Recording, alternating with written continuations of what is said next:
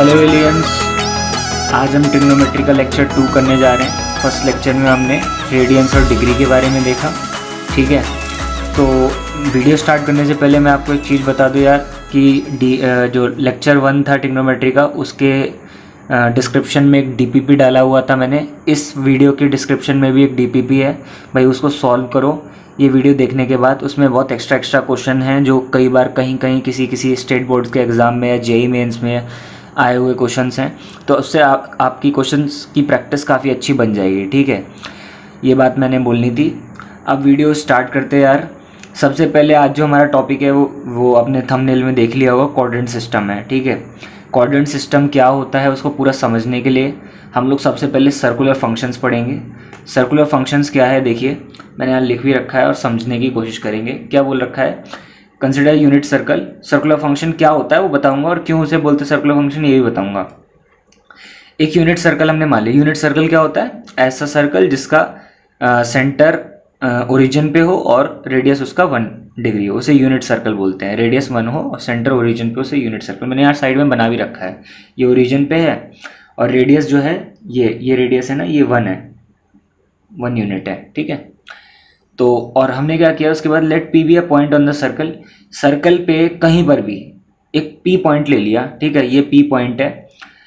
Such that OP makes an angle theta with the x axis. X axis यानी ये, इसके साथ ये ओपी जो है ये थीटा एंगल बना रहा है, ठीक है। ये पी जो पॉइंट है कहीं भी हो सकता है, यहाँ पर भी हो सकता है, यहाँ पर भी हो सकता है। अभी हमने यहाँ बना दिया, कहीं पर भी हो सकता है, ठीक है। तो ये जो थीटा एंगल बन रहा है ये किस डायरेक्शन में है, एंटी क्लॉकवाइज डायरेक्शन में। ध्यान रखना है, एंटी क्लॉकवाइज का मतलब ये पॉजिटिव है, ये बात ध्यान रखना। ये हमने पिछली वीडियो में सीखा था, पॉजिटिव और नेगेटिव एंगल्स का कॉन्सेप्ट। अगर क्लॉकवाइज होता है तो नेगेटिव होता है और एंटी क्लॉकवाइज होता है तो पॉजिटिव होता है, ठीक है। एओपी एंगल थीटा है। अब यहाँ से क्या है, एक चीज़ समझने की कोशिश करेंगे। अगर मैं यहाँ से इस पॉइंट से परपेंडिकुलर डालूँ, इस पे ऐसे ऐसे करके परपेंडिकुलर डाला, ये परपेंडिकुलर, ये आपको छोटू सा ट्रायंगल नज़र आ रहा है ना। इस पॉइंट का नाम कुछ सी रख देता हूँ, ये ओपीसी ट्रायंगल बन गया। अगर आपको ध्यान हो क्लास 10 से, साइन थीटा क्या होता है, साइन थीटा ट्रायंगल में देखिए क्या बताते हैं, पी अपॉन एच। ये बात आपको पता है। जरा इस ट्रायंगल में पी और एच ढूंढते हैं। ये थीटा है तो पी तो ये हो गया, इसकी वैल्यू यहाँ से बता देता हूँ। ये मान लो यहाँ से यहाँ तक एक्स है और मान लेते हैं ये यहाँ से यहाँ तक वाई है, ठीक है, ये मान लिया। तो पी का मतलब ये परपेंडिकुलर, परपेंडिकुलर हमने क्या मान लिया, वाई अपॉन एच का मतलब हाइपोटेनस, हाइपोटेनस क्या है 1, ठीक है। तो साइन थीटा क्या आ गया आपका, y अपॉन 1 बोले तो y। तो आप लोग y की वैल्यू याद रखेंगे, क्या आ गई, साइन थीटा। समझ में आ गया, ठीक है। सेम काम करते हैं, सेम काम क्या करें हमने, cos थीटा निकालते हैं। cos थीटा क्या होता है, b अपॉन एच होता है। यहाँ पर b क्या है, b हमने x माना था, तो x और हाइपोटेनस क्या है 1, तो x की वैल्यू यहाँ से क्या आ गई, cos थीटा आ गई। यहाँ पर ये दो वैल्यूज आई हैं, x की वैल्यू क्या आई है, cos थीटा, और y की वैल्यू क्या आई है, साइन थीटा। ये दोनों वैल्यूज अभी याद रखेंगे, थोड़ी देर में यूज होने वाली है, ठीक है। सर्कुलर फंक्शन में मैंने ये सिखाया आपको कि ये जो पॉइंट है, सर्कुलर फंक्शन इसको क्यों बोल रहे हैं, क्योंकि ये जो पॉइंट है कहीं पर भी हो सकता है, सर्कल पे कहीं पे भी घूम सकता है, ठीक है। और साइन थीटा और कॉस थीटा की वैल्यूज यही रहेंगी। इसका क्या उपयोग है वो अभी कोऑर्डिनेट सिस्टम में हम समझने की कोशिश करते हैं, ठीक है। तो देखिए भाई, सबसे पहले अब इसके बाद है हमारा कोऑर्डिनेट सिस्टम। ये अगर हमने समझ लिया, इसी चीज का उपयोग यहाँ करेंगे। और कोऑर्डिनेट सिस्टम बेसिकली है, ये है क्या, जैसे यार हमने सीखा था कि आपको याद होगा साइन कह रहा हूँ, 0 से 90 डिग्री के बीच के कोई भी वैल्यूज हमने ट्रिग्नोमेट्री में सीखी थी, अगर आपको 10th क्लास का टेबल याद हो। कोऑर्डिनेट सिस्टम एक बार पढ़ लेंगे ना तो किसी भी एंगल्स के लिए हम लोग वैल्यू निकालना सीख जाएंगे। मान लो साइन 765 डिग्री की वैल्यू निकालनी है, ठीक है, तो वो वैल्यू कैसे निकालते हैं वो सब अभी कोऑर्डिनेट सिस्टम पढ़ने के बाद सीख जाएंगे, ठीक है। तो कोऑर्डिनेट सिस्टम क्या है देखिए, समझते हैं। कोऑर्डिनेट सिस्टम का मतलब साइन ऑफ ट्रिग्नोमेट्रिक फंक्शन। यहाँ पर सिर्फ साइन की बात होती है, साइन का मतलब प्लस या माइनस, ठीक है। वैल्यू की बात नहीं होगी, वैल्यू की बात आपको मैं आगे बताऊंगा। कोऑर्डिनेट सिस्टम की बात करें तो कार्टेशियन प्लेन को 4 हम पार्ट्स में डिवाइड कर सकते हैं और उनको क्या बोलते हैं, कोऑर्डिनेट्स बोलते हैं। ये आपका फर्स्ट कोऑर्डिनेट होता है, ये सेकंड होता है, ये थर्ड होता है, फोर्थ होता है। ये बात तो हमको पता ही है ना। अब देखो मैं जो बताने वाला हूं इस चीज को यहां पर रिलेट करने की कोशिश करेंगे। देखो ये सेम वही काम करते हैं। मान लेते हैं, मैं सारे एक एक करके केस लूंगा। मान लेते हैं फर्स्ट क्वाड्रेंट में हमारा कोई भी पॉइंट P, तो वही जो है अब वो P ऐसे ऐसे ऐसे करके मूव करेगा आपको रिलेट करने में आसानी हो रही होगी, वो P ऐसे ऐसे करके मूव करेगा। तो अभी मैं मान लेता हूँ वो P पॉइंट जो है वो फर्स्ट क्वाड्रेंट में अंदर है, ठीक है। तो मैं मान लेता हूँ P is in first quadrant, ये बात हमने मान लिया, ठीक है। अब देखिए P अगर फर्स्ट क्वाड्रेंट में, तो ये जो एंगल होगा ये आपको साफ साफ पता है वो कितना होगा, 0 से 90 के बीच में होगा, क्योंकि क्वाड्रेंट यहाँ से स्टार्ट होता है, ये 0 होता है, ये 90 होता है, ठीक है। ये तो साफ साफ पता लग रहा है ना, ये 90 ऐसे, और ये 180 है, ये 270 है, और ये वापस घूम के 360 हो गया जब वो पूरा एक चक्कर लगा लेगा। वैसे ही आगे और 90 जोड़ देंगे तो ये 450 हो जाएगा, 360 में 90 जोड़ दिया, फिर 450 में जोड़ देंगे तो ये 540 हो जाएगा। तो ऐसे करते करते वो चलता रहेगा, है ना, पूरा पूरा जितने भी चक्कर मारेगा। अभी मान लेते हैं P पॉइंट फर्स्ट क्वाड्रेंट में, इसका मतलब वो 0 से 90 के बीच में है। तो अभी हम क्या मान लेते हैं, मतलब थीटा क्या है, थीटा क्या है, 0 से 90 के बीच में एक्यूट एंगल है बेसिकली, है ना। अब जरा सबकी साइन की बात करते हैं। अभी हमने देखा x की वैल्यू क्या आती है, cos थीटा, यहाँ से, ठीक है, यही वैल्यू यूज कर रहा हूँ, x की वैल्यू क्या है, cos थीटा। जरा बात करते हैं भाई कि x जो होगा वो पॉजिटिव होगा या नेगेटिव होगा। देखो भाई P पॉइंट पे पहुंचने के लिए हमें क्या करना पड़ेगा, x की मूवमेंट इधर लेनी पड़ेगी और y की मूवमेंट इधर लेनी पड़ेगी, तब जाके वो P पॉइंट पे पहुंचेगा ना। x ऐसे चलना पड़ेगा, y ऐसे चलना पड़ेगा। तो x ये है क्या, पॉजिटिव x डायरेक्शन में, और ये यहां से लेकर पॉजिटिव x डायरेक्शन में, इसका मतलब ये सारी वैल्यू पॉजिटिव होती है, 1 2 3 4 ऐसे करके, यानी x की वैल्यू क्या होगी, पॉजिटिव होगी। एक बात समझ में आ गई, x इज ग्रेटर देन 0, क्योंकि P पॉइंट यहाँ पर है, P पॉइंट पहुंचने के लिए पॉजिटिव x एक्सिस की तरफ चलना पड़ेगा, तो x ग्रेटर देन 0 हो गया। x ग्रेटर देन 0 हो गया, इसका मतलब cos थीटा भी क्या हो गया, ग्रेटर देन 0। इसका मतलब क्या है, cos थीटा क्या होगा, पॉजिटिव होगा। तो एक बात ध्यान रखेंगे, कोऑर्डिनेट सिस्टम में अभी मैं बात कर रहा हूँ सारे ट्रिग्नोमेट्रिक फंक्शन का साइन, ठीक है। साइन का मतलब प्लस या माइनस होगा, वैल्यूज क्या होगी आगे जाके पता लगेगा उसकी यूज क्या है, ठीक है। सेम चीज देखेंगे, y equal to sine theta, अभी निकाला था sine theta, y equal to sine theta. y भी हमें साफ साफ पता लग रहा है ऊपर की तरफ चलना है, y भी पॉजिटिव है, y भी पॉजिटिव है, तो फिर क्या इसका मतलब निकला कि जो साइन थीटा है वो भी पॉजिटिव होगा, ठीक है। ये बात तो आपको समझ में आ गई होगी। अब जरा आगे बात करते हैं, दो ट्रिग्नोमेट्रिक फंक्शन पे बात कर ली, साइन और कॉस। टैन की बात करें तो टैन तो हमें पता है साइन अपॉन कॉस होता है, तो साइन अपॉन कॉस होगा, साइन भी पॉजिटिव कॉस भी पॉजिटिव, पॉजिटिव अपॉन पॉजिटिव, तो पॉजिटिव को पॉजिटिव वैल्यू से डिवाइड करेंगे, पॉजिटिव वैल्यू आती है। ये बात तो समझ में आ गई, ठीक है। कॉट की बात करते हैं, कॉट पता है हमें 1 अपॉन टैन होता है, टैन का उल्टा कर दो, टैन का रेसिप्रोकल कर दो, टैन अभी पॉजिटिव वैल्यू निकली तो कॉट की वैल्यू भी क्या आ गई, पॉजिटिव आ गई। सेम अगर बात करते हैं सेक की, तो सेक किसका उल्टा होता है, कॉस का। कॉस अभी देखा हमने, कॉस तो पॉजिटिव निकला, तो सेक भी क्या हो गई, पॉजिटिव हो गई, क्योंकि कॉस का पॉजिटिव कर देंगे तो कॉस का रेसिप्रोकल कर देंगे तो पॉजिटिव वैल्यू आएगी। और कोसेक की बात करें तो कोसेक किसका उल्टा होता है, कोसेक हमारा साइन का उल्टा होता है ना। और साइन भी अभी देखा हमने पॉजिटिव निकला, तो उसके कारण कोसेक भी क्या हो गया, पॉजिटिव। तो इससे हमने देखा कि जो 6 के 6 ट्रिग्नोमेट्रिक रेशियोज थे वो सारे के सारे पॉजिटिव आ रहे हैं, किसमें, फर्स्ट क्वाड्रेंट में, ठीक है। तो एक बात मैं यहाँ लिख देता हूँ फर्स्ट क्वाड्रेंट में, ऑल पॉजिटिव, ठीक है। अभी मैं जो जो होता जा रहा है वो सब लिखते जाऊंगा। जरा बाकी क्वाड्रेंट्स की बात करते हैं। अब मान लो वो जो P पॉइंट है वो घूम घूम के यहाँ पर आ गया, ठीक है, वो घूम के यहाँ पर आ गया, ठीक है। अब मैं सेकंड क्वाड्रेंट की बात कर रहा हूँ, तो अब एंगल कितना होगा, वो एंगल इतना होगा, ठीक है। तो आगे काम करते हैं भाई, मैंने यहाँ पर सारे ट्रिग्नोमेट्रिक रेशियोज लिख रखे हैं, ठीक है, किसकी वैल्यू क्या होती है, ये बात तो आपको समझ में है। जब मैं सेकंड क्वाड्रेंट की बात करता हूँ, सेकंड क्वाड्रेंट में भाई एक चीज देखा, x equal to cos theta और y equal to sine theta, वो तो बातें ध्यान रखनी है ना। अब जरा देखो यार सेकंड क्वाड्रेंट में, यहाँ पर देखिए आप लोग, सेकंड क्वाड्रेंट में x तो इधर जाना पड़ेगा तब जाके, x यानी किधर नेगेटिव हो रहा है, x जो है वो इधर जाना पड़ेगा तब x नेगेटिव हो रहा है, और y ऊपर जाना पड़ेगा तो y तो पॉजिटिव है ना। ये बात तो समझ में आ गई। तो सेकंड क्वाड्रेंट में हम बातें लिखते हैं कि जो x है वो लेस देन 0 होगा, नेगेटिव जाना पड़ेगा, ठीक है। तो इसके कारण क्या है, x की वैल्यू cos थीटा है तो cos थीटा भी क्या हो गया, नेगेटिव हो गया। अब आते हैं इस पे y पर, y तो पॉजिटिव है क्योंकि ऊपर जाना पड़ रहा है, तो साइन थीटा क्या आ गया, पॉजिटिव आ गया, साइन थीटा की वैल्यू क्या आ गई, पॉजिटिव आ गई, ठीक है। तो साइन और कॉस की वैल्यू पता लग गई। बाकी की बात करते हैं जरा, टैन की वैल्यू, टैन क्या होता है, साइन अपॉन कॉस, तो साइन की वैल्यू क्या है, पॉजिटिव, और कॉस की वैल्यू क्या है, नेगेटिव। पॉजिटिव को नेगेटिव क्वांटिटी से डिवाइड करेंगे तो नेगेटिव आता है, ये हमको पता है ना। तो टैन क्या आ गया, नेगेटिव, उसके कारण कॉट भी क्या आ जाएगा, 1/10 होता है ना, यहाँ पर मैंने लिख भी रखा है कॉट क्या होता है 1/10, तो वो भी क्या आ गया नेगेटिव, ये वैल्यू भी नेगेटिव, तो उसका रेसिप्रोकल कर देंगे वो भी नेगेटिव। सेक की बात करते हैं, सेक क्या होता है कॉस का उल्टा, कॉस जो है वो क्या आया था नेगेटिव, तो सेक भी क्या आ गया नेगेटिव। और कोसेक की बात करते हैं, तो कोसेक क्या होता है 1/sin, तो साइन जो है वो क्या था पॉजिटिव, तो कोसेक क्या है पॉजिटिव। तो आपने एक चीज देखा सेकंड क्वाड्रेंट में सबके सब नेगेटिव है सिवाय किसको छोड़कर, एक तो साइन को छोड़कर और दूसरा कोसेक को छोड़कर। ठीक है, मैं सिर्फ पॉजिटिव वैल्यूज के बारे में आपको अभी ध्यान रखने को कह रहा हूं। तो साइन और कोसेक और एक दूसरे के रेसिप्रोकल भी होते हैं, ये पॉजिटिव है, बाकी सब नेगेटिव है। तो यहाँ पर जो अभी हमने लिखा है यहाँ पर हम अपडेट कर देते हैं कि यहाँ पर सेकंड क्वाड्रेंट में कौन से पॉजिटिव है, साइन और कोसेक ये होते हैं पॉजिटिव। ठीक है, अब आ जाते हैं थर्ड क्वाड्रेंट में। अब ये जो पी पॉइंट है ये घूम घूम के इधर पहुंच गया, समझ में आ गया, ये पी पॉइंट अब यहाँ है। तो यार अगर हमें यहाँ पर पहुंचना है तो एक्स पे तो इधर जाना पड़ेगा और वाई पे इधर जाना पड़ेगा, है ना। तो एक्स पे नेगेटिव डायरेक्शन में जाना पड़ रहा है और वाई पे भी नेगेटिव डायरेक्शन में जाना पड़ रहा है। तो थर्ड क्वाड्रेंट में लिखते हैं हम लोग, यहाँ पर थर्ड क्वाड्रेंट की बात कर रहा हूं मैं।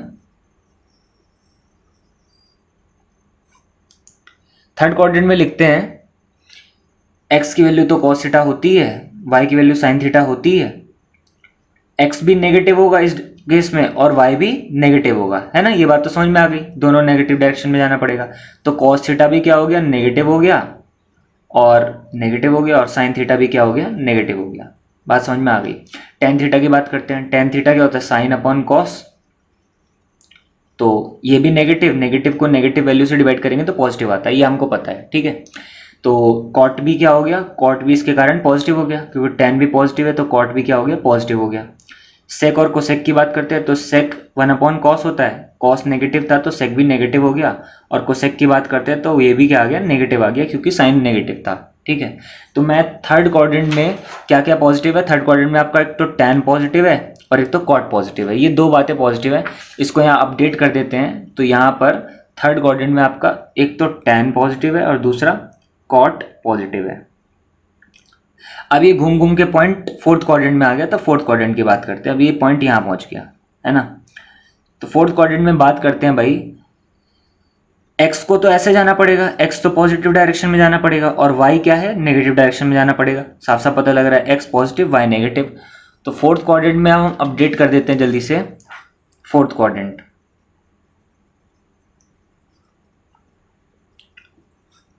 x जो होता है वो cos थीटा होता है, y जो होता है वो sin थीटा होता है। तो x यहाँ पर क्या है पॉजिटिव है लेकिन y जो है वो नेगेटिव है, तो यानी cos थीटा जो आ गया वो पॉजिटिव आ गया और जो sin थीटा आ गया वो नेगेटिव आ गया।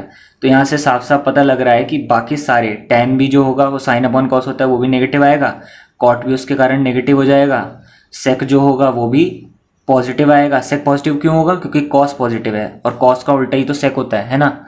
और जो cosec होगा वो भी क्या हो जाएगा नेगेटिव हो जाएगा क्योंकि साइन नेगेटिव है ना, उसका रेसिप्रोकल। तो यहाँ पर अपडेट कर देते हैं क्या कि यहाँ पर कौन पॉजिटिव होता है, यहाँ पर सेक और कॉस, ऐसे लिख देता हूँ कॉस और सेक, कॉस पहले यार लिख देते हैं, ये दोनों पॉजिटिव है। ठीक है, ये बात हमने लिख दी। अब जरा इसको यार क्या बोलते हैं पढ़ना सीखते हैं, इसको याद करना सीखते हैं, क्या क्या कहाँ पर कौन सा पॉजिटिव है। यहाँ पर तो ऑल है, यहाँ पर साइन कोसेक, यहाँ पर टैन कॉट और यहाँ पर सेक कोसेक। तो इनके फर्स्ट वर्ड याद कर लेते हैं, A S T C, A S T C. तो आपको क्या याद हो गया यहाँ से ए एस टी सी। अब ए एस टी सी को आप लोग याद कैसे कर सकते हो, याद करने का एक तरीका है after school to college, after school to college ऐसे करके याद कर लो, और भी तरीके होते हैं, मेरे को वैसे ही याद है। आफ्टर स्कूल टू कॉलेज याद कर लो कि ए का मतलब आफ्टर, मतलब सारे पॉजिटिव होते हैं फर्स्ट क्वाड्रेंट में, और इसमें साइन कोसेक, इसमें टैन कॉट, इसमें कोसेक। अगर इसमें टैन कॉट पॉजिटिव है इसका मतलब बाकी सारे नेगेटिव है, ऐसे ध्यान रखना। ठीक है, अब इस चीज का यूज करेंगे आगे, तो आपको एक चीज तो समझ में आ गई होगी कि कोऑर्डिनेट सिस्टम का मतलब साइन ऑफ ट्रिग्नोमेट्रिक फंक्शन, कि कौन से ट्रिग्नोमेट्रिक फंक्शन का क्या साइन होता है कौन से कोऑर्डिनेट में। ठीक है, इसको मैंने आपको समझाया। अब देखो क्या है, आगे समझते हैं। आगे मान लो ट्रिग्नोमेट्रिक फंक्शन में किसी भी फंक्शन की वैल्यू निकालनी है, जैसे मैंने एग्जांपल्स भी ले रखे हैं, इन सबको सिखाऊंगा अभी मैं, जैसे साइन 765 cos 390 cos 330 ऐसे करके किसी की भी वैल्यू निकालनी है, तो वो वैल्यू कैसे निकाली जाती है उस पर बात करेंगे। यार देखो सबसे पहले 3 स्टेप हैं, छोटे छोटे स्टेप्स हैं। वो समझेंगे, उसके बाद हमें समझ में आ जाएगा। सबसे पहला स्टेप क्या है, express the angle in the multiple of 90 degree. वो जो एंगल जो टोटल दे रखा है ना, उसको पूरा इस फॉर्म में एक्सप्रेस करना है, 90 into x plus minus theta, ऐसे फॉर्म में एक्सप्रेस करना है। ठीक है, 90 का फैक्टर कर दो, या तो डायरेक्ट आ जाए, जब मैं सिखाऊंगा तो आपको समझ में आ जाएगा 90 इंटू एक्स क्या है और प्लस माइनस थीटा क्या है। और थीटा याद रखना एक्यूट एंगल होगा। ठीक है, थीटा क्या रखना है, हमेशा एक्यूट, यानी 0 से 90 के बीच में रखना है इसकी वैल्यू, और 90 इंटू एक्स के फॉर्म में होना चाहिए। अभी जब करके दिखाऊंगा तो आपको समझ में आ जाएगा। और फिर दूसरा क्या है, एक्स जो होगा ना, उसके हिसाब से डिसाइड करेंगे कि हमें चेंज करना है या नहीं चेंज करना है। अगर एक्स इवन होगा तो चेंज नहीं करना, ऑड है तो चेंज करना है। ये क्या चेंज करना है क्या नहीं करना है, ये मैं आपको अभी थोड़ी देर में बताऊंगा। जब ये आप कर दोगे, इस फॉर्म में लिख दोगे, तो उसके बाद आपको कोऑर्डिनेट चेक करना है, जो अभी हमने कोऑर्डिनेट सिस्टम पीछे पढ़ा उसी का यूज होगा, और उसके हिसाब से साइन देना है। ठीक है, कि किसका साइन क्या होता है। मैं आपको एग्जांपल लेके समझाता हूँ, सीधा आपको तभी समझ में आ जाएगा, बहुत प्यार से, बहुत आसान स्टेप है। मान लो इसकी वैल्यू निकालनी है, तो साइन 765 है, सबसे पहले इसको लिखते हैं। तो 765 को इस फॉर्म में लिखो यार, 90 इंटू समथिंग, ये एक्स कुछ भी है, 90 इंटू समथिंग। अब देखो 9 इंटू 8 कर दूं तो 9 इंटू 8 कितना होता है, 720 है ना, 9 8 720। और 765 कैसे आएगा, 720 में अगर मैं 45 जोड़ दूं, बात समझ में आई आपको। तो इसको लिख दूंगा मैं 90 इंटू 8 प्लस 45। ठीक है, इस फॉर्म में लिखने की कोशिश करनी है कि ये जो एंगल है ये आपका एक्यूट हो जाए, 90 इंटू समथिंग लिख दो। ठीक है, इस फॉर्म में आ गया। अब ये जो 8 है ये बिल्कुल वैसी फॉर्म में आ रहा है, यहाँ पर x जो है वो क्या है, 8 है। अब देखो ध्यान से, x जो है वो क्या है, 8 का मतलब इवन, इवन का मतलब नो चेंज, नो चेंज का यहाँ पर मतलब क्या है कि जो साइन है ना वो सॉल्व करके साइन ही रहेगा, साइन है वो साइन ही रहेगा। ठीक है, तो साइन ही रहेगा। अगर ऑड होता, मान लो क्या बोलते हैं, x की वैल्यू 7 हो जाती है, 5 हो जाती है, कुछ भी अगर ऑड होता तब क्या होता है, ये चेंज हो जाता है। चेंज का मतलब क्या है, चेंज का मतलब ये है कि जो साइन होगा वो चेंज हो जाएगा कॉस में, टैन होगा वो चेंज हो जाएगा कॉट में, और सेक होगा वो चेंज हो जाएगा कोसेक में। ये बात आपको ध्यान रखनी है, एक दो क्वेश्चन करेंगे तो आपको समझ में आ जाएगा। ठीक है, अभी यहाँ पर चेंज नहीं हो रहा है, तो साइन था तो साइन ही रहा, और जो यहाँ पर एक्यूट एंगल है वो डाल दो।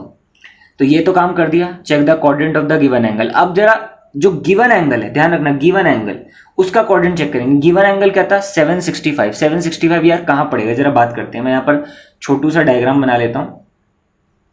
ठीक है, तो ये आपका 765 कहाँ पड़ेगा भाई, अगर आप एक चक्कर मारोगे तो 360 हो गया, दूसरा चक्कर मारोगे तो 720 हो गया, है ना। और 720 में ये एक्यूट एंगल जुड़ रहा है, एक्यूट का मतलब वो कहीं यहीं बैठ जाएगा, है ना। पूरा 90 तो क्रॉस नहीं कर रहा, 45 क्रॉस कर रहा है, तो 720 में 45 जोड़ दिया तो यहाँ। ये कौन सा कोऑर्डिनेट होता है यार, ये कोऑर्डिनेट होता है फर्स्ट कोऑर्डिनेट। और फर्स्ट कोऑर्डिनेट में हमने देखा था सारे के सारे क्या होते हैं, पॉजिटिव होते हैं। इसका मतलब इस ये जो है साइन, ये भी पॉजिटिव होगा, पॉजिटिव का मतलब आगे प्लस साइन लगा दो। ठीक है, नेगेटिव होगा उसके भी एग्जांपल लेंगे तो आपको समझ में आ जाएगा। तो यानी साइन 765 को हमने अपने गिवन एंगल के टर्म्स में लिखना शुरू कर दिया, गिवन एंगल, क्योंकि इसकी वैल्यू हमको पता है ना। और साइन 45 की वैल्यू क्या होती है, 1/√2। तो ये कितना आसान था, आपको समझ में आ गया, 2 स्टेप में हमने कंप्लीट कर दिया। ठीक है, जरा इसको वैसे ही करने की कोशिश करते हैं। तो इसको करते हैं, cos 390 है तो इसको लिखते हैं यार 9 इंटू 4। 9 इंटू 4 क्या होता है, 9 3 जा 9 4 जा 360 होता है। 360 में 30 जोड़ दूं तो 390 हो गया। बात समझ में आ गई। अब जरा देखते हैं यार, यहाँ पर 4 क्या है, 4 तो आपका क्या है, 4 तो आपका इवन है। इसका मतलब जो ये कॉस था तो ये कॉस ही रहेगा, और यहाँ पर एक्यूट एंगल आ जाएगा। जरा कोऑर्डिनेट की भी बात करते हैं, 390 कहाँ पड़ेगा, तो 390, 360 तो पूरा एक चक्कर मार दिया, और उसमें 30 जोड़ दो, 30 का मतलब यही रह गया, तो ये फिर से फर्स्ट कोऑर्डिनेट में पड़ गया। तो सारे पॉजिटिव होते हैं तो आगे प्लस का साइन लगा दूंगा, इसका मतलब इसकी वैल्यू √3/2 हो गई। ठीक है, एक और एग्जांपल लेते हैं तो आपको और क्लियर होगा। जरा देखो ये साइन 330, तो अगर मैं इसको 90 इंटू 4 कर दूं तो 360 होगा। 360 में से 30 माइनस कर दूं तो 330 हो गया, है ना। बात सिंपल है, बहुत सिंपल। इस फॉर्म में होना चाहिए, चाहे प्लस हो चाहे माइनस हो, एक ही बात है।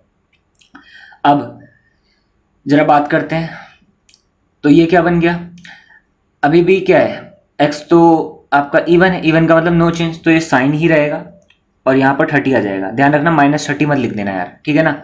+30 प्लस माइनस किसी भी फॉर्म में हो, आपको ये एक्यूट एंगल लिख देना है। अब जरा कोऑर्डिनेट की बात करते हैं, 330 कहाँ पड़ेगा, ये आपका पड़ेगा 360 तो पूरा हो गया, 360 में माइनस कर रहे हैं 30, माइनस करने का मतलब कहीं यहीं रह जाएगा। 360 में माइनस कर रहे हैं तो यहीं रह जाएगा, इसका मतलब फोर्थ कोऑर्डिनेट है। फोर्थ कोऑर्डिनेट में क्या होता है, फोर्थ क्वाड्रेंट में साइन की वैल्यू, हमें इसकी वैल्यू देखनी है। देखना, check the quadrant of the given angle, given angle का क्वाड्रेंट निकला तो फोर्थ क्वाड्रेंट निकला, ठीक है।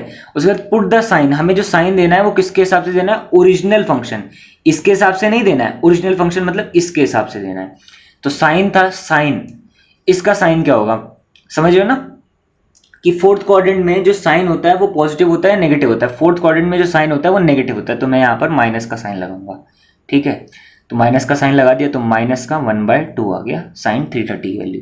यहाँ पर जो साइन लगता है वो ध्यान रखें आप, वो किसके हिसाब से लगता है, वो आपके ओरिजिनल फंक्शन के हिसाब से। ओरिजिनल फंक्शन क्या है, साइन, ओरिजिनल फंक्शन साइन जो है वो साइन फोर्थ क्वाड्रेंट में क्या होता है, नेगेटिव, तो इस वजह से हमें नेगेटिव लगाना पड़ा, ये बात समझ में आएंगी, ठीक है। अब देखो अगला क्वेश्चन क्या है, अब मान लो ये क्वेश्चन है, देखिए tan 19π/3, हमें पता है ना यार कि पाई की वैल्यू 180 डिग्री होती है, ये रेडियन में दे रखा है एक्चुअली में। तो एक काम करते हैं यार, ऐसे क्लियर नहीं हो रहा तो हम लोग 180 लिख लेते हैं, इसको डिग्री में आ गया। अब तो सॉल्व करना आसान है ना, अब तो क्वाड्रेंट बता पाओगे, जैसे इसको सॉल्व करते हैं 60 से कट गया तो ये कितना आ गया, tan 19 × 60, 19 × 60 होता है लगभग 1140, ठीक है, आप लोग मल्टीप्लाई कर लेना, यही आएगा।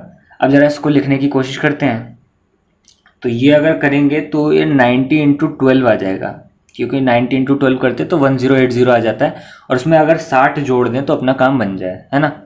आप लोगों को ऐसा सोचना है कि 90 से डिवाइड करके देख लो, ऐसे करके 1140 को 90 से डिवाइड करके देख लिया और डिवाइड करा तो ये कितना आ जाएगा, 12 बार में आ जाएगा, ठीक है, 1080, तो आपका 60 बच गया। उसके बाद तो ऐसे फॉर्म में लिखना कितना आसान है ना। ये लिख लिया आप, देखो यार tan 19 × 12 + 60 डिग्री, तो ये क्या हो गया, x तो अभी भी पॉजिटिव है, इवन है, इवन का मतलब नो चेंज, तो tan जो था वो tan ही रहेगा, और यहाँ लिख देते हैं 60 डिग्री। अब जरा बात करते हैं साइन की, कि प्लस या माइनस होगा, कौन से क्वाड्रेंट में पड़ेगा, 19π/3 यानी 1140, 1140 अगर आप देखें, ऐसे सोचते हैं, एक चक्कर मारा तो 360, दूसरा चक्कर मारा तो 720, तीसरा चक्कर मारा तो 1080, यहाँ तक पहुँचा, और 1080 में 60 जोड़ दिया, 60 का मतलब एक्यूट एंगल, तो इसका मतलब वो फर्स्ट क्वाड्रेंट में रह गया, फर्स्ट क्वाड्रेंट में रह गया, इसका मतलब क्या है कि हमें पॉजिटिव साइन लगाना पड़ेगा, क्योंकि सारे के सारे पॉजिटिव है। तो आप पॉजिटिव लगाओ ना लगाओ एक ही बात है, मैं पॉजिटिव लगा दिया ताकि मुझे समझ में आ जाए। और tan 60 की वैल्यू क्या होती है, √3, तो इसकी वैल्यू क्या आ गई, √3 आ गई। तो आपको क्लियर हो गया होगा कि अब तक कैसे क्वेश्चन को करना है, ठीक है। अब जरा आगे देखते हैं, ठीक है, इतने कॉन्सेप्ट पढ़ने के बाद आपको चीज़ें तो क्लियर हुई होंगी, आगे देखते हैं। मान लो अब हमें नेगेटिव एंगल्स की बात होती है यार, नेगेटिव एंगल्स का भी तो कॉन्सेप्ट पढ़ा ही था हमने, कि अगर एंटी क्लॉकवाइज डायरेक्शन में जा रहा है तो पॉजिटिव है, क्लॉकवाइज डायरेक्शन में जा रहा है तो नेगेटिव है, ठीक है। तो यहाँ पर क्या है, नेगेटिव एंगल्स की बात करें कि अगर जैसे साइन के अंदर नेगेटिव एंगल आ गया, कॉस के अंदर नेगेटिव एंगल आ गया, क्योंकि अब तक तो 10th क्लास में हम यही सीखे थे ना, 0 से 90 के बीच में कभी माइनस में आ जाए, जैसे मैंने एग्जांपल दे रखा है माइनस का 1410, माइनस का 11π/3, माइनस का ये, माइनस का वो, तब कैसे करना है। तो एक बात आपको ध्यान से बताऊंगा, छोटी सी बात है, ध्यान रखना, कि 6 के 6 जो ट्रिग्नोमेट्रिक रेशियोज होते हैं ना, वो सारे के सारे प्यारे ट्रिग्नोमेट्रिक रेशियोज होते हैं, लेकिन जो एक है ना वो है एक बहुत नालायक ट्रिग्नोमेट्रिक रेशियो जिसका नाम है कॉस। कि हम क्या बोलते हैं भाई, कि भाई नेगेटिव एंगल दे रहे हैं तो सारे क्या कहते हैं, भाई नेगेटिव दे रहे हैं तो हम भी नेगेटिव हो जाएंगे, मतलब साइन के अंदर -θ दिया तो -sin θ हो गया, नेगेटिव दिया तो नेगेटिव हो गए, सारे हो गए, लेकिन कॉस नहीं मानता, इसीलिए मैंने यहाँ ऑरेंज बॉक्स में इसको डाल रखा है, कॉस मानता ही नहीं है वो, हम कहते हैं नेगेटिव हो जाए, वो कहता है नहीं होगा, तो -θ होता है वो, कॉस -θ कॉस ही रहता है, ध्यान रखना। और कॉस और सेक तो भाई सगे सगे भाई भाई है ना, ये तो बात हमको पता ही है। तो कॉस नहीं मानता तो सेक भी नहीं मानेगा, एक दूसरे के रेसिप्रोकल है, ठीक है। तो ये बात हमको ध्यान रखनी है। वैसे इसका प्रूफ करना भी बहुत आसान है, ठीक है, प्रूफ पे अभी हम जा नहीं रहे, प्रूफ की जरूरत भी नहीं पड़ेगी। तो बाकी याद रखना, बाकी सारे ट्रिग्नोमेट्रिक रेशियोज जो होते हैं वो नेगेटिव होते हैं, ये हमारा जो होता है ये दोनों पॉजिटिव रह जाते हैं। इसको इम्प्लीमेंट कैसे करते हैं वो जरा करते हैं। देखो भाई, मान लो कोसेक है और कोसेक के अंदर माइनस का 1410, तो हम लोग क्या कर सकते हैं, कोसेक देखो माइनस साइन लगा सकते हैं बाहर, तो मैं क्या कर सकता हूँ, इसको ऐसे लिख सकता हूँ, माइनस का कोसेक 1410, है ना। अब ऐसे लिख दिया, और इसको सॉल्व करना भी मैंने पीछे सिखा दिया, तो इसको सॉल्व कर लेते हैं। माइनस कोसेक, तो ये क्या पड़ेगा आपका, इसको डिवाइड करके देख लेते हैं यार, 90 से 1140 को, तो 1140 को 90 से डिवाइड किया तो ये कितना पड़ेगा, 1410 सॉरी 1410 को 90 से डिवाइड कर लेते हैं, ये लगभग लगभग इतना पड़ेगा, 15 बार में जाएगा और 60 रिमाइंडर बचा देगा। तो हम इसको लिख देंगे 90 इंटू 15 प्लस 60। ठीक है, बात समझ में तो आ ही गई होगी, है ना। अब देखो यहाँ x क्या है, x तो यहाँ पर नेगेटिव है, x तो मतलब ऑड है, ऑड का मतलब कोसेक चेंज हो जाएगा। और हमने अभी देखा था पीछे कोसेक किस में चेंज होता है, उसके कॉम्प्लीमेंट्री पार्ट में, इसका मतलब ये कोसेक बन जाएगा सेक। ठीक है, और यहाँ एंगल अंदर आ जाएगा 90 डिग्री 60 डिग्री। अब ये माइनस जो है वो इस वजह से आया है। अब एक बात और ध्यान रखनी है हमको, साइन भी तो देखना पड़ता है कि ये जो फर्स्ट क्वाड्रेंट, ये जो क्वाड्रेंट पड़ा है 1410, ये कौन से एक्चुअली में क्वाड्रेंट में पड़ेगा। तो देखो यार 90 इंटू 15 है, 90 इंटू 15 का क्या मतलब क्या बनता है, देखो तो क्वाड्रेंट चेक करोगे ना यार, तब ये आपका फोर्थ क्वाड्रेंट में पड़ेगा अगर आप ध्यान से देखोगे, क्योंकि एक चक्कर मारेगा तो 360 कवर होगा, दूसरा मारेगा तो 720 कवर होगा, तीसरा मारेगा 1080 कवर होगा, चौथा मारेगा तो 1440 कवर होगा। और 1440 नहीं है, ये 1410 है, इसका मतलब वो थोड़ा सा पीछे रह जाएगा, तो फोर्थ क्वाड्रेंट में रहेगा। फोर्थ क्वाड्रेंट में ओरिजिनल फंक्शन क्या है, कोसेक। कोसेक क्या होता है भाई, ओरिजिनल फंक्शन कोसेक है। फोर्थ क्वाड्रेंट में ओरिजिनल फंक्शन जो कोसेक है वो नेगेटिव होता है। नेगेटिव का मतलब हमें एक एक्स्ट्रा नेगेटिव लगाना पड़ेगा। एक्स्ट्रा नेगेटिव क्यों लगाया, समझ में आया ना। ये जो नेगेटिव चलते आ रहा है वो तो ये रहा, एक्स्ट्रा नेगेटिव इस वजह से लगाया क्योंकि ओरिजिनल फंक्शन है वो फोर्थ क्वाड्रेंट में नेगेटिव होता है, इस वजह से लगाया। तो माइनस माइनस हो गया, तो माइनस माइनस क्या हो गया, पॉजिटिव हो गया, यानी ये सेक 60 आ गया। और सेक 60 की वैल्यू क्या होती है, 2 अपॉन शायद cos 60 की वैल्यू होती है 1/2, तो ये हो गया 2। ठीक है, आपको समझ में आया कि एक्स्ट्रा नेगेटिव क्यों लगाया। तो ये ध्यान रखना है कितने नेगेटिव आ रहे हैं। ठीक है, अब जरा इसको क्वेश्चन को करने की कोशिश करते हैं। तो देखो मान लो ये है साइन 11 माइनस π/3, तो माइनस साइन 11 π/3 कर देंगे इसको। माइनस क्यों कर दिया, क्योंकि साइन के अंदर माइनस टिकता नहीं है, बाहर आ जाता है, तो माइनस लगा दिया। अब एक तो काम ये हो सकता है कि मैं 180 यहाँ पर पुट कर दूँ और फिर इसको कट कर दूँ और उसको सॉल्व कर दूँ। एक तरीका और सिखाता हूँ आपको। ठीक है, हम लोग काफ़ी अच्छे लेवल की चीज़ें सीख रहे हैं, तो हमें थोड़ी शॉर्टकट ट्रिक्स भी आनी चाहिए। ठीक है, शॉर्टकट नहीं, बेसिकली ये चीज़ आपको आनी ही चाहिए, वरना करना तो सब लोग जानते हैं कि 180 से मल्टीप्लाई कर दो, 3 से कट जाएगा, डिग्रीज में आ जाएगा। यार एक चीज़ ध्यान से देखो, इसको एंगल को, इसको मैं ऐसा भी तो लिख सकता हूँ 4π माइनस π/3। समझो क्या किया, 4 3 12 होता है, 12 में से 1 माइनस कर देंगे तो 11 आ जाएगा। तो ऐसा लिखने के बारे में भी सोचा करो कभी। ठीक है, वरना करने को 180 किया जा सकता है और फिर सॉल्व किया जा सकता है, तो थोड़ा सा उसमें टाइम लग जाएगा। इसको 4π माइनस π/3 कर दिया। अब देखो उस फॉर्म में आ रहा है कि नहीं आ रहा है। अब यार एक चीज़ तो सीखा था ना, पाई रेडियन 180 डिग्री होता है ना। तो π/2 कितना होता है, π/2 आपका 90 हो जाएगा। तो वैसे लिखने की कोशिश करेंगे 90, क्योंकि मैंने बताया ना साइन जो भी होगा वो किस फॉर्म में होना चाहिए, 90 into x plus minus theta, इस फॉर्म में होना चाहिए। तो थीटा तो तैयार है, π/3 कितना होता है, 60 डिग्री होता है ना। तो ये तो 60 डिग्री है, ये तो एक्यूट एंगल में है, माइनस साइन है तो कोई दिक्कत नहीं है। बस इसको 90 इंटू समथिंग फॉर्म में लाना है, ये 90 इंटू समथिंग फॉर्म में नहीं है। 4π, अगर मैं इसको क्या बोलते हैं π/2 इंटू 8 कर दूं तो अपना काम हो जाएगा। ध्यान से देखिए कैसे, 2 से 8 कट जाएगा तो 4π आ जाएगा, है ना। अब इसको ऐसे क्यों लिखा, ऐसा इसलिए लिखा क्योंकि π/2 कितना होता है, 90 होता है। 90 into x plus minus theta आ गया उसी फॉर्म में, 90 into x plus minus theta तो आ गया उस फॉर्म में। तो आपको ऐसे करने की आदत डालनी चाहिए। अब एक्स क्या है यहाँ पर, इवन है, इवन है तो साइन तो था, तो साइन ही रहेगा, तो ये साइन ही रहा। अंदर क्या आ गया, π/3 आ गया। π/3 का मतलब 60 डिग्री आ गया। अच्छा, एक साइन और लगाना पड़ेगा, प्लस या माइनस। जरा बात करते हैं 11 π/3 कौन से क्वाड्रेंट में पड़ेगा। तो बात करते हैं यार 4π कहाँ पड़ेगा, जरा ऐसे ही समझ में आ जाएगा। ये होता है पाई, एक चक्कर मारा 180 डिग्री होता है पाई। ये होता है 2π, ये फिर हो जाएगा 3π जब एक चक्कर और मार लेगा, और ये हो जाएगा वापस 4π, है ना। 4π मतलब वापस यहीं पहुंच गया, और 4π में माइनस कर रहे हो, माइनस करने का मतलब वो यहीं रह जाएगा। तो ऐसे देखा करो यार। तो 4π का मतलब फोर्थ क्वाड्रेंट। फोर्थ क्वाड्रेंट में ओरिजिनल फंक्शन क्या है, साइन। फोर्थ क्वाड्रेंट में साइन क्या होता है, नेगेटिव। नेगेटिव का मतलब इस पे हमें एक एक्स्ट्रा नेगेटिव लगाना पड़ेगा। ठीक है, तो उसके कारण क्या हो गया, ये साइन π/3 आ गया, sine π/3, sine 60 degree. Sine 60 degree की वैल्यू क्या होती है, √3/2। तो इसकी वैल्यू ये आ गई। समझ में आया आपको। कोऑर्डिनेट चेक करना यार, ये जो मैंने कचरा मचाया ना, ये मत मचाना तुम लोग, ये साइड में रफ में करके देखना। अभी मान लो ये क्वेश्चन है, कॉट है, कॉट के अंदर माइनस टिकेगा नहीं तो बाहर आ गया, कॉट 15π/4 हो गया। और इसको भी हम लास्ट क्वेश्चन की तरह करने की कोशिश करेंगे, इस पाई की वैल्यू नहीं रखेंगे यार, अब हम बड़े हो गए हैं। ठीक है, तो इसको हम क्या करेंगे, दिमाग लगाएंगे, 4π माइनस π/4 करते हैं। 4 4 या 16 और -1 करेंगे तो आ जाएगा 15। समझ में आया आपको? और इसको कर देते हैं कॉट, और इसको π/2 मल्टीप्लाई 8 माइनस का π/4। ध्यान रखना π/4 कितना होता है, π/4 मतलब 45 डिग्री होता है, लास्ट क्लास में सिखाया था, लास्ट लेक्चर 1 में सिखाया था। अब साइन कर देते तो ये हो जाएगा माइनस का कॉट π/4 हो गया। अब ओरिजिनल फंक्शन पे एक साइन लगाना है। कॉट 15 π/4 कहाँ पड़ेगा, 4π आपको बताया यहाँ पड़ेगा, और उसमें माइनस कर रहे हो तो वो फोर्थ क्वाड्रेंट में ही पड़ जाएगा। फोर्थ क्वाड्रेंट में कॉट क्या होता है, ओरिजिनल फंक्शन कॉट है, कॉट क्या होता है नेगेटिव, तो एक्स्ट्रा एक नेगेटिव लगाना पड़ेगा, जिसके कारण आंसर के आगे कॉट π/4। कॉट π/4 मतलब कॉट 45 डिग्री यानी 1। समझ में आया ना? ये क्वेश्चन तो जल्दी जल्दी कर दिया। इस क्वेश्चन में अगर दिमाग लगाया होगा तो ये क्वेश्चन जल्दी हो गया। ठीक है, मान लो ये क्वेश्चन है कॉस -1710, तो कॉस तो माइनस खा जाता है, तो हम इसको लिख देंगे कॉस 1710। कितना आसान हो गया। अब इसकी वैल्यू निकाल लेते हैं।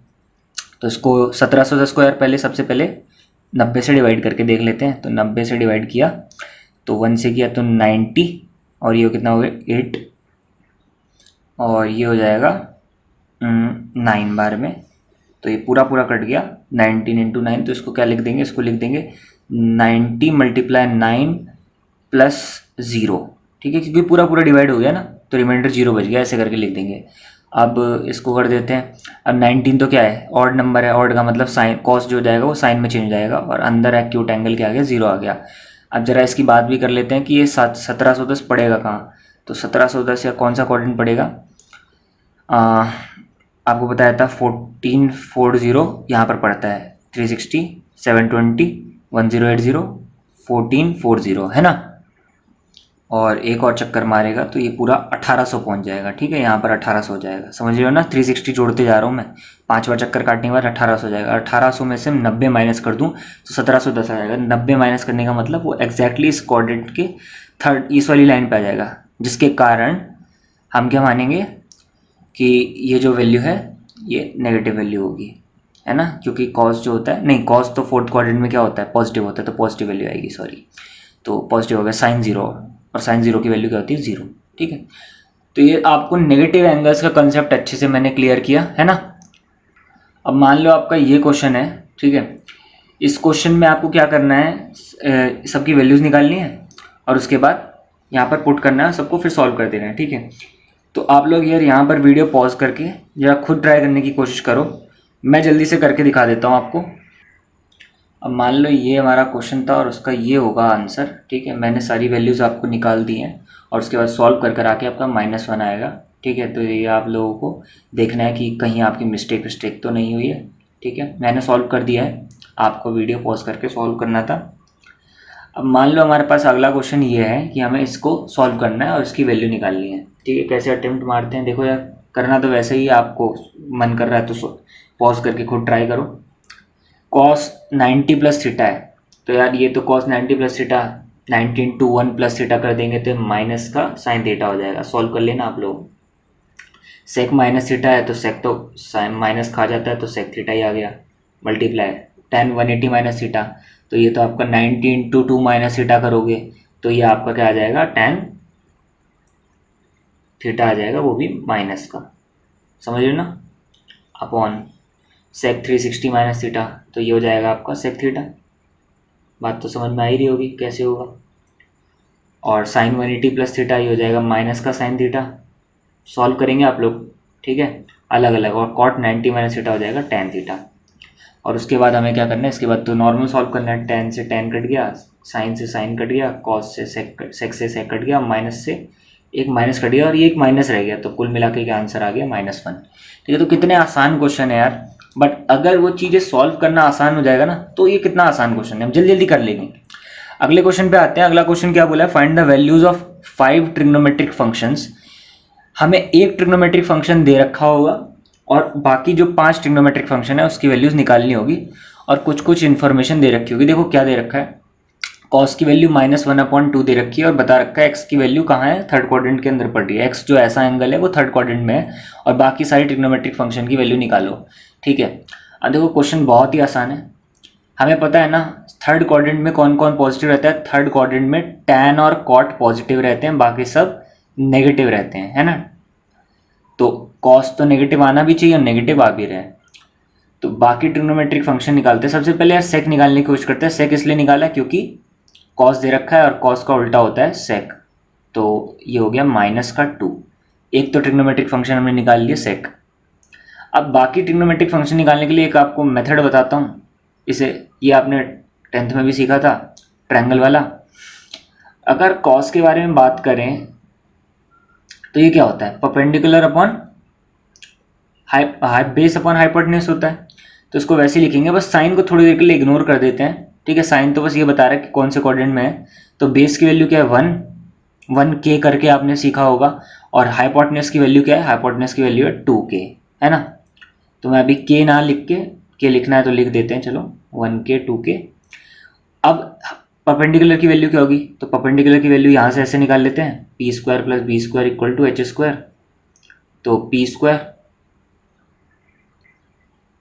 प्लस बी की वैल्यू क्या है, बी की वैल्यू है 1 के का स्क्वायर करेंगे तो के स्क्वायर आ जाएगा। एच की वैल्यू क्या है 2 के का स्क्वायर करेंगे तो 4 के स्क्वायर आ जाएगा। तो पी स्क्वायर आ गया 3 के स्क्वायर, तो पी की वैल्यू आ गई √3 के, है ना। तो यहाँ √3 के लिख देता हूँ।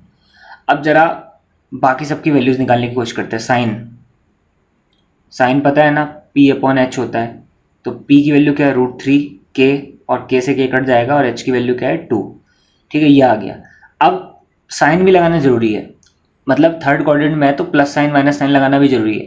थर्ड क्वाड्रेंट में एक्स क्या होता है, थर्ड क्वाड्रेंट में एक्स जो होता है, साइन क्या होता है, साइन क्या होता है, साइन होता है नेगेटिव, तो हम आगे लगा देंगे माइनस, ठीक है। तो कितना आसान है, हमने ट्रायंगल वाले मेथड से वैल्यू निकाल ली और एक्स की वैल्यू क्वाड्रेंट के हिसाब से साइन निकाल लिया। कोसेक की बात करें तो कोसेक होता है साइन का उल्टा, तो साइन का रेसिप्रोकल कर दो, इसका मतलब क्या आ गया, माइनस का 2/√3 आ गया, है ना। और साइन कोसेक कॉस सेक ये 4 तो हो ही गए। बात करते हैं टैन की। टैन होता है P/B, है ना। P/B होता है, और P की वैल्यू क्या है, P की वैल्यू है √3 और B की वैल्यू क्या है 1। और पॉजिटिव साइन लगेगा, क्यों लगेगा, क्योंकि थर्ड क्वाड्रेंट में टैन पॉजिटिव होता है। सेम कॉट की बात करेंगे, कॉट टैन का उल्टा होता है, तो टैन क्या आ गया, ये तो ये आ गया 1/√3 प्लस का। समझ में आया ना। ये वाला क्वेश्चन मैंने आपका क्या बोलते हैं एनसीईआरटी से लिया है, ठीक है। और जब आप इतना पढ़ लोगे ना ये लेक्चर देखने के बाद, आपकी एनसीईआरटी के 4.2 एक्सरसाइज या 3.2 जो भी एक्सरसाइज है वो कंप्लीट भी हो जाएगी, ठीक है। इतना आसान है, ठीक है। एनसीईआरटी के पीछे नहीं भागना है, कंसेप्ट के पीछे भागेंगे। इसमें मैंने बहुत सारे क्वेश्चन ऐसे लिए हैं जो एनसीईआरटी में नहीं दे रखे हैं, ठीक है, कॉन्सेप्ट अच्छा बनाते हैं। अब आगे सीखते हैं चीज़ें, आगे क्वेश्चन कराने से पहले आपको एक चीज़ बताना चाहता हूँ। Trigonometric function of particular angles, कुछ एंगल्स के लिए ट्रिग्नोमेट्रिक फंक्शन हम डायरेक्ट याद रखेंगे, जैसे 0 से 90 के बीच में हमने याद किया था ना 10th क्लास में। तो 90 तक तो लिख ही रखा है, 90 का लिख ही रखा है। साइन की 90 की वैल्यू होती है 1, कॉस 90 0 होता है, tan 90 इन्फिनिटी होता है। 180, 270 और 360 के लिए डायरेक्ट याद करेंगे। साइन 180 क्या होता है, साइन 180 0 होता है ना। मेथड उस वाली मेथड से निकाल लेंगे, साइन 180 की वैल्यू निकालनी है तो निकाल लेंगे उसी मेथड से, 90 × 2 + 0 ऐसे करना हो तो उस वाले मेथड से हम लोग निकाल लेंगे। तो उससे आ जाएगा, क्या आएगा, 0 आ जाएगा। साइन 270 -1 होता है और साइन 360 0 होता है। कॉस ये 90 तो 0 हो गया, कॉस 180 -1, कॉस 270 0 और कॉस 360 1। और tan की वैल्यू बात करें तो tan तो साइन अपॉन कॉस होता है, तो 1/0 इन्फिनिटी हो गया, और 0/-1 0 हो गया, -1/0 इन्फिनिटी हो गया, और ये 0 हो गया, ठीक है। तो हम ये ध्यान रखेंगे, कुछ वैल्यूज़ जो याद रखेंगे। बस ध्यान रखना कि कॉस जो होता है वो -1 कहाँ पर होता है, 270 पे, और जो साइन जो होता है वो 270 पे -1 होता है, कॉस जो होता है वो 180 पे -1 होता है, ठीक है। 360 तक आपको ध्यान रखवा रहा हूँ, तो ये इतनी वैल्यूज़ तो याद करनी पड़ेंगी, आसान है। अब आगे एक क्वेश्चन करते हैं। क्वेश्चन क्या बोला है, क्वेश्चन ये बोला है, if ABCD are the angles of a cyclic quadrilateral. मैं अच्छे क्वेश्चंस करा रहा हूँ, ठीक है, सिर्फ एनसीईआरटी पे नहीं घुसेंगे हम लोग, अच्छे क्वेश्चंस भी करेंगे, ठीक है। और डीपीपी सॉल्व करना मत भूलना, पहली बता रहा हूँ, डीपीपी सॉल्व करना मत भूलना। उसके जो क्वेश्चंस हैं डीपीपी के क्वेश्चन, उसके लिए अलग वीडियो बनाऊंगा मैं, ध्यान रखना, उसके लिए अलग वीडियो बनाऊंगा, तो आपका कोई क्वेश्चन अटक रहा हो तो वो भी सॉल्व हो जाएगा। हम लोग जेईई मेंस से एडवांस तक पढ़ रहे हैं, ठीक है, तो ये बात ध्यान रखनी है आपको। ABCD are the angles of a cyclic quadrilateral. ABC 4 angle है साइक्लिक क्वाड्रिलेटरल के। अब साइक्लिक क्वाड्रिलेटरल तो आपने 9th क्लास में सीखा ही था, ऐसा क्वाड्रिलेटरल जिसके चारों वर्टेक्स किस पे पड़े हो, सर्कल पे पड़ रहे हो। और साइक्लिक क्वाड्रिलेटरल की एक प्रॉपर्टी होती है कि उसके अपोजिट एंगल का सम क्या होता है, 180, तो a प्लस सी 180 होता है और b प्लस डी 180 होता है। ये हमें साइक्लिक क्वाड्रिलेटरल के बारे में पता है और हमें ये प्रूव करना है cos a plus cos b plus cos c plus cos d equal to 0। इसको अटेम्प्ट कैसे करते हैं, देखो भाई बहुत आसान है। सबसे पहले LHS लिख देते हैं, cos a cos b cos c cos d, ये लिख दिया। अब हम क्या करेंगे, अगर जीरो लाना है तो सब कुछ कट कटा जाना चाहिए, ये बात ध्यान रखो। हमें एक्चुअली में वैल्यूज़ नहीं पता है, हमें दो एंगल्स का सम पता है। हम एक काम करते हैं कि हम लोग ए की जगह, यहाँ से ए की जगह क्या लिखा जा सकता है, ए की जगह ये लिखा जा सकता है ना 180 माइनस सी, और यहाँ से बी की जगह क्या लिखा जा सकता है, बी की जगह लिखा जा सकता है 180 माइनस डी। तो हम लोग वही कर देते हैं क्योंकि एक्चुअल वैल्यूज़ तो पता नहीं है, तो इसको 180 माइनस सी कर देते हैं और इसको 180 माइनस डी कर देते हैं। तो ये भी ए वाला भी सी के टर्म्स में आ गया, बी वाला डी के टर्म्स में आ गया, और इसको वापस चेंज मत कर देना, इसको सी और डी के टर्म्स में ही रहने देना, है ना। अब सारे सी और डी के टर्म्स में आ गए। अब हमें एक चीज़ तो पता है कि cos 180 माइनस सी कितना होता है, cos 180 माइनस सी होता है माइनस का cos सी। सॉल्व कर लेना आप लोग 90 इंटू 2 माइनस सी करके, और ये जो है ये क्या होता है, ये भी होता है माइनस का cos डी, इसको भी सॉल्व कर लेंगे। और ये प्लस का cos सी और प्लस का cos डी, अगर ध्यान से देखोगे तो सब कट गया, ये इससे कट गया, ये इससे कट गया, तो सॉल्व कर कर आके कितना आ गया 0। तो प्रूव हो गया, कितना आसान था, है ना। तो ध्यान रखना है आपको कैसे अटेम्प्ट मारना है।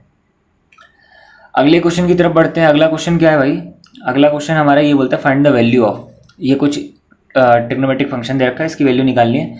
cos square pi by 16, cos square 3 pi by 16, cos square 5 pi by 16, cos square 7 pi by 16। एक काम तो ये किया जा सकता है कि पाई की वैल्यू 180 डिग्री डाल दो और एक्चुअल एंगल निकाल दो, है ना। पर अगर ध्यान से दिमाग लगाओगे तो 180 डालोगे और उसको 16 से डिवाइड करोगे, कुछ पॉइंट में वैल्यू आएगी, तो ये सब बेवकूफ़ी हो जाएगी कि अगर आप 180 निकाल दो, ठीक है 180 डाल दो। कुछ अगर ये पाई बाय 20 लिखा होता ना तो डालना सही भी रहता, क्योंकि पाई 180 डालता और 20 से कट जाता तो यार फिर 10 डिग्री आ जाता, तो वो थोड़ा बनता भी कुछ, है ना। ये इसको डिवाइड करोगे पॉइंट में आएगा, करके देख लो आप लोग। तो ये तो करना बेवकूफ़ी हो जाएगी कि पाई की वैल्यू 180 डिग्री डाल दो। तो हम लोग क्या करेंगे, जरा ध्यान से देखो इस टर्म को और इस टर्म को, पाई बाय 16 और 7 पाई बाय 16। अगर पाई बाय 16 और 7 पाई बाय 16 को जोड़ दूं तो क्या बनेगा, तो आपका 8 पाई बाय 16 बन जाएगा, है ना। 8 पाई बाय 16 यानी पाई बाय 2 बन जाएगा। अगर इन दोनों को जोड़ दूँ तो भी 8 पाई बाय 16 बन जाएगा, 3 पाई बाय 16, और तो यानी इन दोनों में कुछ करना है और इन दोनों में कुछ करना है। अब देखो क्या है, इसको कैसे लिखें, अगर आप साफ साफ दिमाग लगाओगे पाई अपॉन 16 यानी 180 अपॉन 16, ये कुछ एक्यूट एंगल ही आएगा, है ना। जरा निकालने की कोशिश करते हैं कि 90 से कितना माइनस करूं कि ये एंगल आ जाए।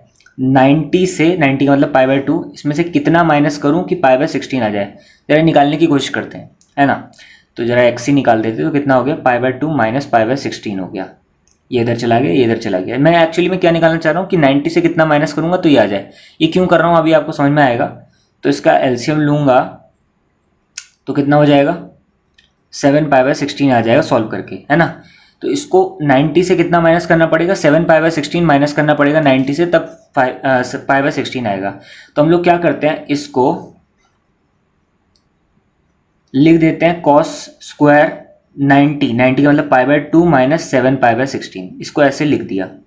अब यार एक चीज़ तो हमने सीखा होगा ना, cos 90 माइनस थीटा क्या होता है, cos 90 minus theta sine theta होता है, 10th क्लास से भी सीखा, या फिर उस मेथड से लगा दे 90 इंटू 1 माइनस थीटा, तो कॉस जो होगा वो साइन में चेंज जाएगा और फर्स्ट क्वाड्रेंट में तो प्लस साइन ही लगेगा, है ना। तो उस मेथड से निकाल लो चाहे इस मेथड से निकाल दो। तो उससे मैंने ऐसे किया, ऐसा आ गया। तो यहाँ पर हमारे पास एक स्कोप बनता है कि ये जो होगा वो ऐसा लिखा जा सकता है ना। और सेम काम इन दोनों में, इसमें भी माइनस करूंगा ना पाई बाय 2 में से क्या माइनस करूँ कि 3 पाई बाय 16 आ जाए, तो वो 5 पाई बाय 16 ही आएगा। तो हम लोग इसको कर देंगे cos square pi by 2 minus 5 pi by 16, ठीक है। इसको माइनस करोगे तो 3 पाई बाय 16 आ जाएगा। और इन दोनों को छेड़छाड़ नहीं करेंगे, इन दोनों को ऐसे लिखे रहने देंगे। तो ये 5 पाई बाय 16 ऐसे लिखे रहने दिया और cos स्क्वायर 7 पाई बाय 16 ऐसे लिखे रहने दिया। समझ में आया। अब क्या करेंगे, cos square 90 minus theta, cos 90 minus theta का होता है साइन थीटा, इसका मतलब इसको लिखा जा सकता है cos 7 sine square 7 pi by 16, है ना। और ये भी लिखा जा सकता है साइन स्क्वायर 5 पाई बाय 16, शुरुआत की दो टर्म्स ये दोनों। और ये जो दोनों हैं cos स्क्वायर 5 पाई बाय 16, ये दोनों ऐसे ही लिखे रहने देता हूँ और cos स्क्वायर 7π/16। अब ध्यान से देखो, ये कुछ जाना पहचाना बन रहा है। Sine square theta plus cos square theta, दोनों एंगल सेम होने चाहिए। Sine square theta plus cos square theta क्या होता है? 1 होता है, यानी इन दोनों को कंबाइन करूंगा तो 1 बन जाएगा, इन दोनों को कंबाइन करूंगा तो भी 1 बन जाएगा। तो 1 + 1 कितना आ गया? 2। इसको सॉल्व किया, 2 आ गया। समझ में आया ना क्वेश्चन? कितना आसान क्वेश्चन है। तो ये चीज़ थोड़ा सा आपको देखना है, ये चीज़ सीख गए तो आप लोग कमाल कर दोगे, है ना। अब मान लो हमारे पास एक क्वेश्चन और है last, find the value of, इसकी वैल्यू निकालनी है। ठीक है, ट्राई करना है तो खुद ट्राई कर सकते हो, मैं आपको बता देता हूँ कैसे करना है। देखो यार, यहाँ पर वैल्यू तो निकाली जा सकती है 3π/2, यानी 270 लिखा है। लिखने को तो ये ऐसे लिखा है, क्या बोलते हैं, π/2 × 3 - थीटा, है ना।